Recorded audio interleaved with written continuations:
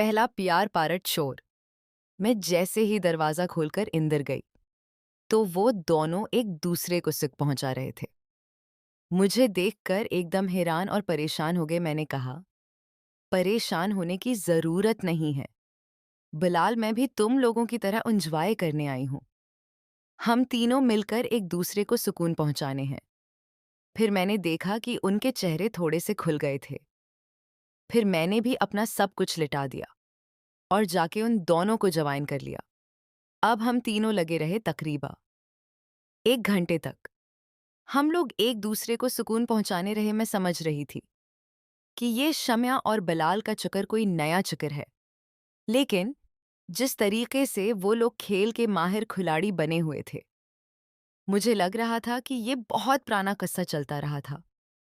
इन दोनों के बीच कर 1 घंटे तक हम लोग एक दूसरे से फ़ोन ले चुके थे। फिर हम लोगों ने तकरीबन 23 मिनट का रेस्ट किया।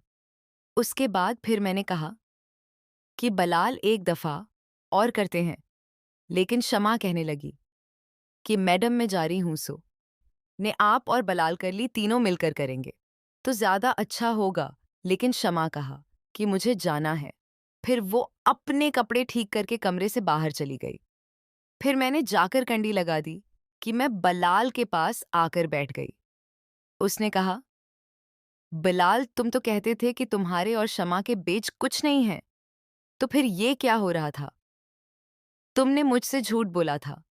बिलाल खामोश मैंने कहा।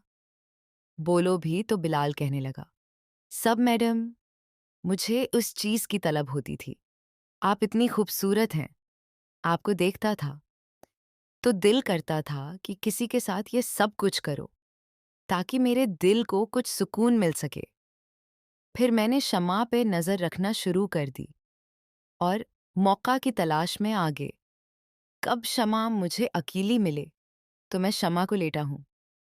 फिर एक रात शम्या मुझे खाना देने मेरे रूम में आई तो मैंने कहा, शम्या मुझे तुमसे बहुत ज़रूरी बात करनी है।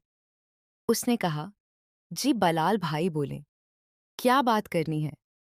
मैंने उससे कहा कि उधर मेरे पास बैठूं तो वो मेरे पास बैठ गई। फिर मैंने उसे कहा कि शम्मा क्या तुम रात को 2 बजे मेरे कमरे में आ सकती हूँ?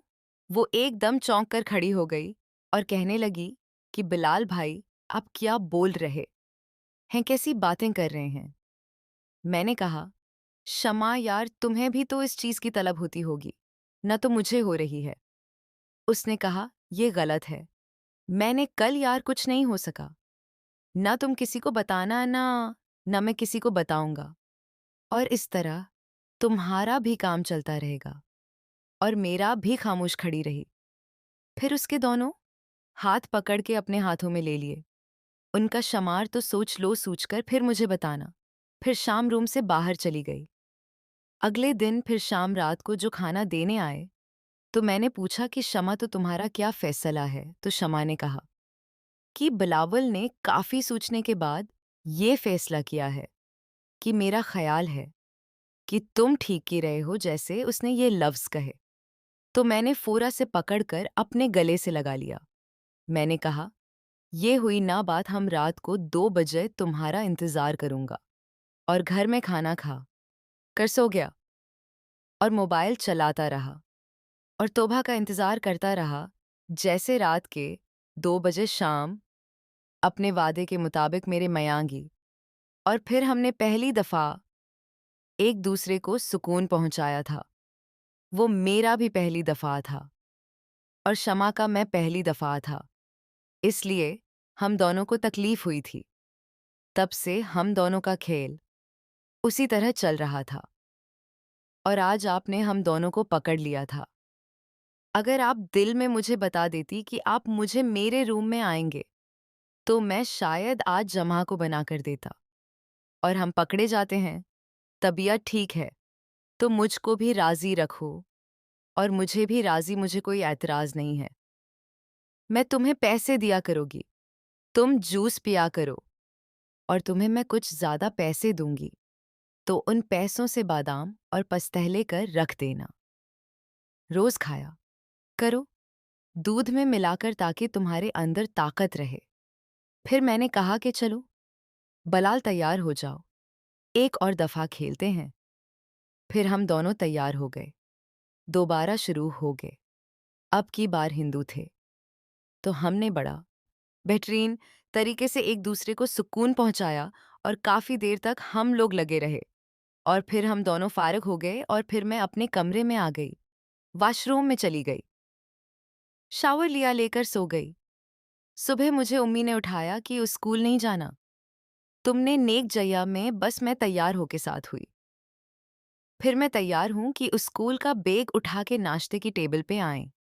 नाश्ता किया और जैसे ही घर से बाहर आए तो बलाल गाड़ी को साफ करके खड़ा हुआ था और मुझे देखते ही मुस्करा रहा था। और मैं भी मुस्करा रही थी। आज बलाल बहुत फरेश फरेश नजर आ रहा था और मैं भी काफ़ी खुद को हल्का महसूस कर रही थी। आज मैंने सोच लिया था कि आज मेडिकल से टेबलेट कराऊंगी और बलाल को जाऊंगी। उसके बाद हम सुकून करेंगे। वैसी टेबलेट होगी कि 3 घंटे तक हम लोग एक दूसरे को सुकून देते रहेंगे। और फिर मैं गाड़ी में बैठ गई और बलाल मुझे स्कूल छोड़ आया। हम स्कूल में पढ़ रही थी। इस सोच भी रही थी कि रात को कौन कौन से तरीकों से कैसे करना है। मेरा पढ़ाई में बिल्कुल भी दिल नहीं लग रहा था कि मेरे ज़हन में वही रात वाला मंज़र चल रहा था। पहले जो हम तीनों ने मिलकर किया, वो भी, और फिर जो मैंने और बलाल ने अकेले किया, वो भी, और मैं आने वाली रात के लिए प्लान तैयार कर रही थी। बाल आखिर मेरी क्लास खत्म होगी। 1 बज गया था। दोपहर का मैं जैसे स्कूल के गेट पर आई तो बलाल पहले से गाड़ी लेकर खड़ा था। मैंने जाकर बलाल को सलाम किया। बहलूल ने सलाम का जवाब दिया। फिर जाके गाड़ी में बैठ गई। क्रीम की शान पर चलो, गर्मी ज़्यादा है तो आइसक्रीम खाते हैं। फिर बलाल गाड़ी को आइसक्रीम की दुकान पर ले आया का बयान। हम गाड़ी में बैठे रहते हैं।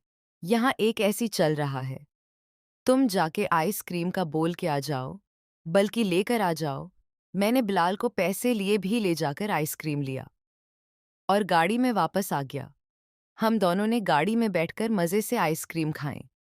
आइसक्रीम खाने के बाद मैंने कहा, बलाल, तुम गाड़ी कहीं किसी मेडिकल पर ले चलो, मुझे कुछ दवाइयाँ लेनी है। फिर एक बड़े से मेडिकल पे गाड़ी ले आया था।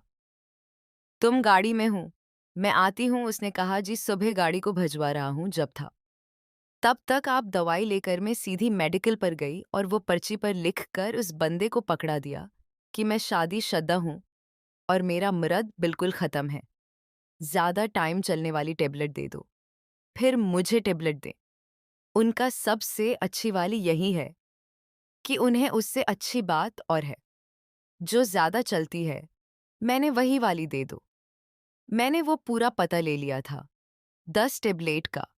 और फिर मैं गाड़ी में आकर बैठ गई और फिर हम लोग घर वापस आ गए। हमने खाना बनाया हुआ था, चेंज करके खाना खाया और फिर सोने के वक्त का पता ही नहीं चला। और फिर रात भी होगी। हम रात के 2 बजे का इंतज़ार कर रही थी कि 2 बजे तो मैं विटामिन डी करबला के कमरे में जाओ और खुलकर इंजॉय करेंगे। और फिर बाल आखिर रात के 2 बज गए।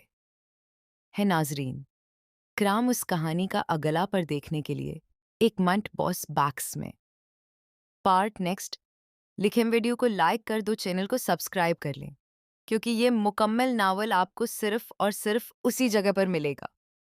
आप देखने वाले तमाम फीवर का शुक्रिया।